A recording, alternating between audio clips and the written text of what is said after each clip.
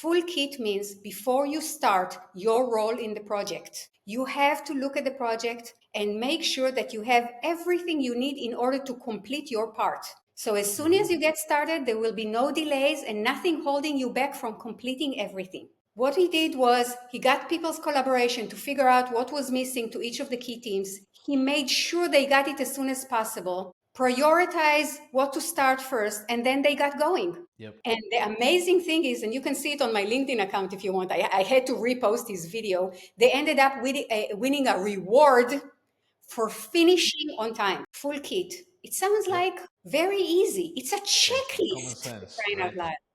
But we don't have the discipline to do it in an orderly manner. And before we start every single project, there should be a gate at the entry point of our operation, and the gate should be closed. Yep. There should be a manager there, one that has enough authority and responsibility to check that the next project in line has the full kit. And if it has a full kit, he opens the gate, he said, start working on it. But if there is no full kit, he should have the power to say, sorry, no.